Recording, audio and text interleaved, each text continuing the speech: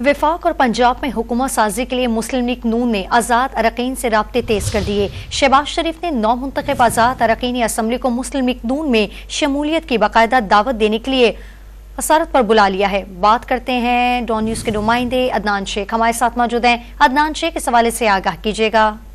जी बिल्कुल, वफाक और पंजाब में हुकूमत साजी के मामले पर मुस्लिम लीग नून ने आज़ाद अरकान से राब्ता किया है और जो पार्टी के सदर हैं शहबाज शरीफ, उन्होंने आज़ाद अरकान से खुद टेलीफोनिक राब्ते किए और शहबाज शरीफ ने 9 मुंतखब आज़ाद अरकान को मुलाकात के लिए अपनी रिहाइशगाह 96H मॉल्टन बुला लिया है और 9 मुंतखब आज़ाद अरकान असम्बली को नून लीग में शमूलियत की बाकायदा दावत दी जा रही है, जबकि शहबाज शरीफ ने मुंतखब आज़ाद अरकान के एजाज में असराना भी वो देंगे। जबकि शहबाज शरीफ की रिहाइशगाह मॉल्टाउन पर दावत और बुलाए गए आज़ाद अरकान में 9 मुंतखब अरकान पंजाबी कौमी असम्बली भी शामिल हैं, जबकि जराए का ये कहना है कि नून लीग ने 186 अरकान की जो है वो हिमायत हासिल कर ली और सादा अक्सरियत उनके पास जो है वो हासिल हो गई है। जी बहुत शुक्रिया तफसीलात देने के लिए अदनान शेख आपका।